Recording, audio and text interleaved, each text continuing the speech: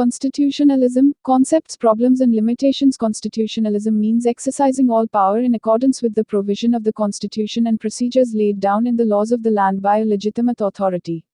It is a government by law rather than men. Naturally, this type of government is carried on for the good of the public or general good, as distinguished from the good of a particular person or group. A constitutional government is based on willing support of the subjects rather than force. According to Prof. Ware, constitutional government means something more than government according to the terms of the Constitution. It means government according to rule as opposed to arbitrary government. It means government limited by desires and capacities of those who exercise power.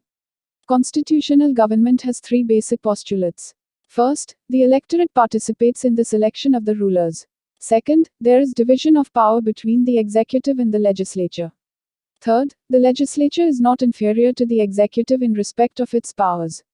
The origin of the constitutional government is generally traced back to the times of early Greek city-states, but the most significant contribution to the development of constitutionalism was made by Aristotle.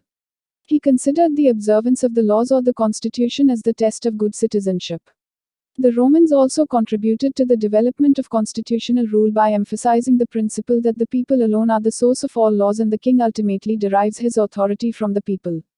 The others who made valuable contribution to the development of constitutionalism were Marsiglio, William of Ockham etc.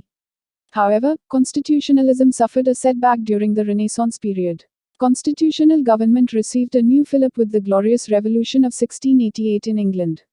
With this revolution, the sovereignty shifted from king to the king in parliament.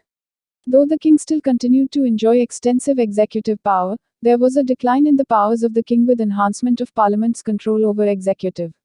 The establishment of rule of law also strengthened constitutionalism.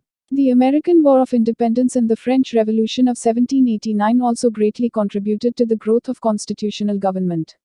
The Industrial Revolution in England and the emergence of a new middle class necessitated reforms which were carried out through Acts of 1832, 1867 and 1884.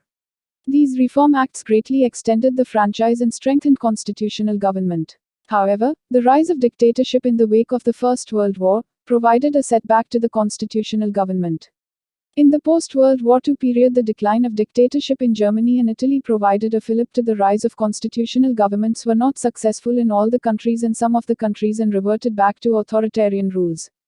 Constitutional government protects the liberties of the citizens by putting certain restrictions on the authority of the government, viz.